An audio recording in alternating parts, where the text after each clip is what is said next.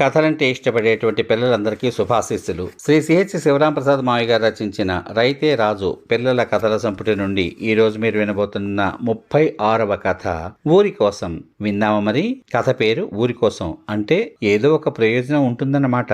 అదేమిటో చూద్దాం. హేమగిరి రాజు చంద్రసేనుడు మృగయ వినోదం కోసం అడవికి వెళ్ళాడు.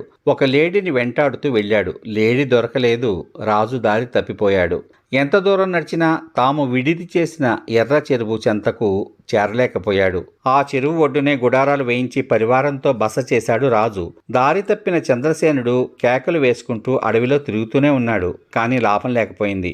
సాయంకాలం అయిపోతోంది. సూర్యుడు పడమటి దిక్కుకు వాలిపోతున్నాడు. అడవిలో తిరిగి తిరిగి చంద్రసేనుడు అలిసిపోయాడు. ఇక నడిచే శక్తి లేక ఒక మర్రి చెట్టు కింద సేద తీరాడు. ఆ మర్రి చెట్టు మీద పడుకుని విశ్రాంతి తీసుకుంటున్న చిరుతపులి చంద్రసేనుడి మీదకు దూకబోయింది. చిరుత దూకే లోపునే దాని గుండెలోకి ఒక బాణం దూసుకుపోయింది. చిరుత కింద పడి గిలగిలా కొట్టుకుని ప్రాణం వదిలేసింది. చంద్రసేనుడు సంభ్రమాశ్చర్యాలలో మునిగిపోయాడు. చిరుత తనని చంపడానికి దూకబోయే లోపలే ఎవరో దాన్ని బాణంతో సంహరించారు అని అర్థమైంది. తనను రక్షించింది ఎవరో అని తలెత్తి చూశాడు. ఒక గ్రామీణ యువకుడు కనిపించాడు. రాజు తన వైపు చూడడం గమనించి, దండాలు మహారాజా అన్నాడు చేతులు జోడించి. యువకుడా, నా ప్రాణాలు కాపాడినందుకు అభినందనలు. ఎవరు నువ్వు? ఈ సమయంలో ఒంటరిగా అడవిలో ఎందుకున్నావు అని ప్రశ్నించాడు. మహారాజా, నా పేరు నరసింహ. చింతపల్లి గ్రామం మాది. అప్పుడప్పుడు జంతువుల్ని వేటాడడానికి అడవికి వస్తూ ఉంటాను అన్నాడు. శభాష్ నరసింహ, నేను మృగయ వినోదం కోసం వచ్చాను. ఎర్ర చెరువు ఒడ్డునే గుడారాలు వేయించి బస చేశాను. ఒక లేడీని తరుముతూ దారి తప్పాను అన్నాడు చంద్రసేనుడు.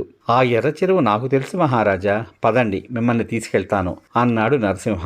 నరసింహ ముందు నడుస్తుండగా చంద్రసేనుడు అతన్ని అనుసరించాడు. రాజు బస చేసిన ఎర్ర చెరువు దగ్గరికి తీసుకెళ్లాడు. రాజు పరివారం ఆయనకు ఎదురొచ్చింది. మహారాజా, మీకోసం మేము చాలా ఆందోళన చెందుతున్నాం. మీరు అడవిలో తప్పిపోయి ఎక్కడ తిరుగుతున్నారు అని భటులందరూ అడవిలో గాలిస్తూనే ఉన్నారు.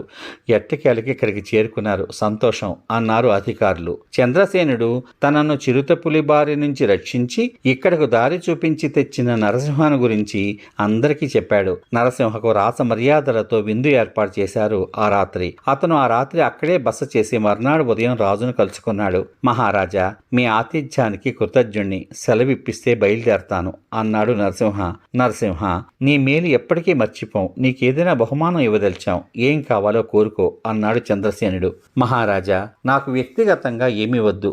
మా చింతపల్లి గ్రామం మీ ఏలుబడిలోనే ఉంది. మా గ్రామంలో నల్ల చెరువు చాలా పెద్దది. అయితే పూడిక పేరుకుపోయి నీరు నిలవడం లేదు. లోగడ 3 పంటలు పండించేవారు సంవత్సరానికి. ఇప్పుడు ఒక పంటకు కూడా నీరు సరిపోవడం లేదు.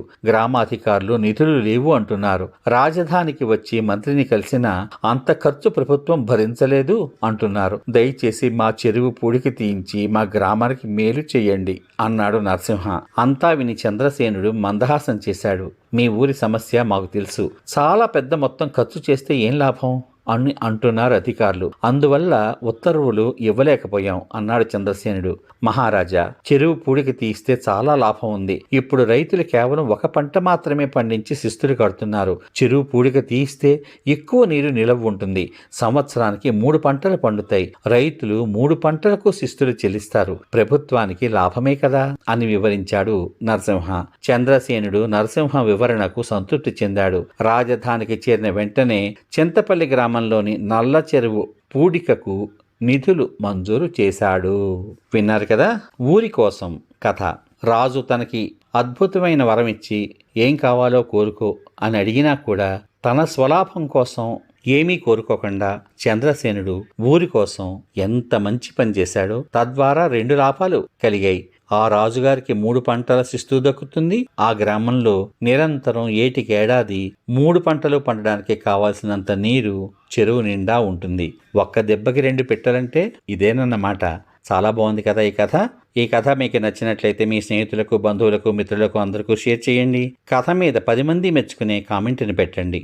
రేపటి భాగంలో 37వ కథగా అల్లుడి అదృష్టం అనే కథ విందాం. అంతవరకు సర్వే జనా సుఖినో భవంతు. శుభమస్తు. స్వస్తి.